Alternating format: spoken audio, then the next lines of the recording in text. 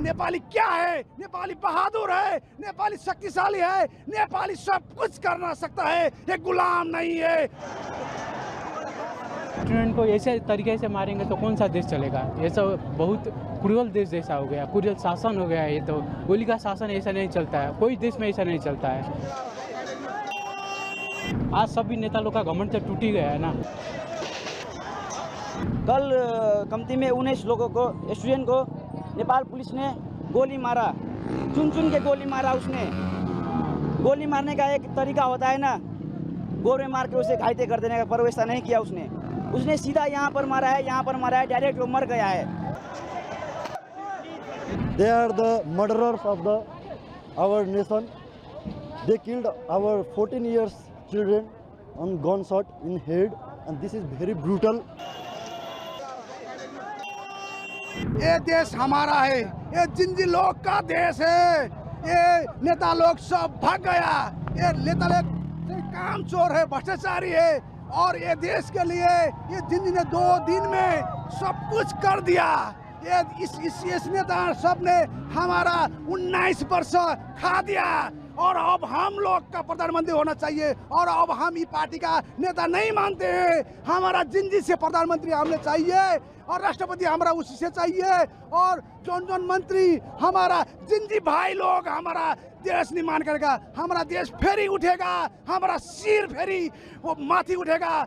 और हमारा सिर ये नेपाल का सिर है, संसार का लोग ने देखता है अब ये नेपाली क्या है? नेपाली बहादुर है, नेपाली शक्तिशाली है, नेपाली सब कुछ करना सकता है, ये गुलाम नहीं है, और उनका देश में करके काम नहीं करते हैं। यही देश में पसीना बगाता है, खून बगाता है, और जिंदगी के ये सब लोग के हम इस देश के निर्माण में आगे बढ़ता है। ये नेता के अब हम लोग सहभागी भी होने नहीं देंगे। ये लोग का पार्टी भी हम नहीं मानते हैं, हमारा देश का पार्टी जिंजी पार्टी होता है, और उसमें हमारा भाई बहनी सब काम करता है। अब स्टूडेंट को कल मार दिया गया, आप लोग देखिए 21-22, अब नंबर कितना है पता नहीं, 500 से जितना है सब इंजर्ड हुआ है। अब स्टूडेंट को ऐसे तरीके से मारेंगे तो कौन सा देश चलेगा? ये सब बहुत क्रूरल देश जैसा हो गया, क्रूरल शासन हो गया। ये तो गोली का शासन ऐसा नहीं चलता है, कोई देश में ऐसा नहीं चलता है। ये एशिया में ऐसा कम्युनिस्ट शासन आता है, इतना छोटे देश में तो कैसे चलेगा? ये कभी भी ऐसा नहीं चल रहा है। हम लोग का डेमोक्रेसी लाया, इतने आदमी मर मर के डेमोक्रेसी लाया, ये ऐसा डेमोक्रेसी किसको चाहिए? किसी को डेमोक्रेसी ऐसा नहीं चाहिए। आप लोग देख रहे हैं ये संसद भवन कितना जल रहा है, यहीं पर नेता लोग अपना भ्रष्टाचारी लोग आते हैं, बैठते हैं। अब क्या हो रहा है देखिए, आज सभी नेता लोग का घमंड तो टूट ही गया है ना। आप लोग भी देख रहे हैं। जैसे आप लोग देख रहे हैं, आज हमारे नेपाल में संसद भवन ने पूरे जनता ने मिलके, जेनजी ने मिलके आज आग लगा दिया है।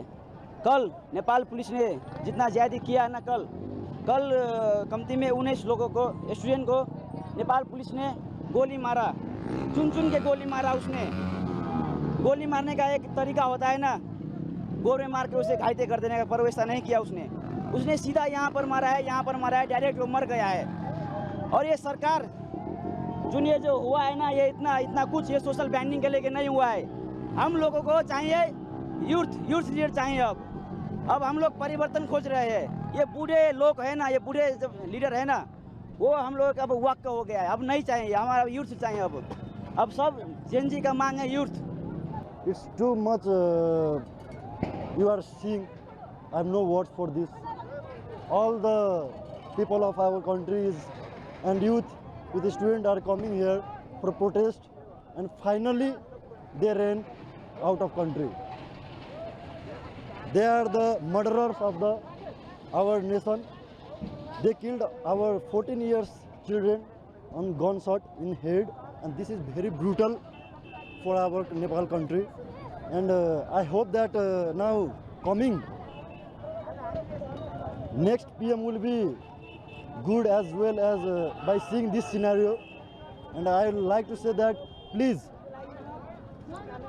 जनता हामी एक भएर यसरी नै जाउँ हैन।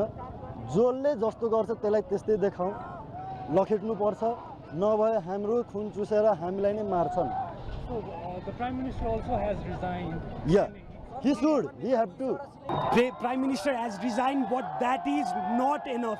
The youth over here, they won't be satisfied just by the resignation of Prime Minister. We need Prime Minister to be in front of the people and be sorry for all the killings that he has done yesterday. Our friends, more than 20 friends have been killed, and many of the youths have been injured.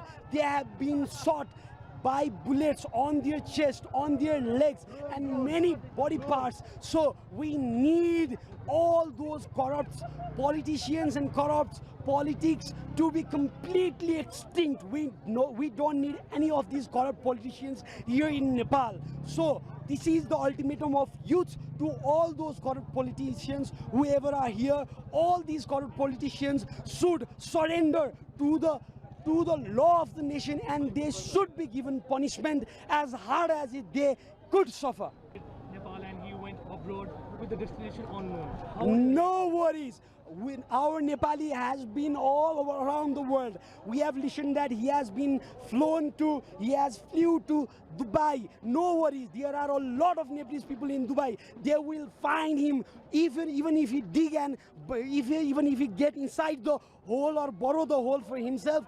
If he hide in the bunker, no worries. Our Nepalese will find him, and he should pay for all this that has happened here.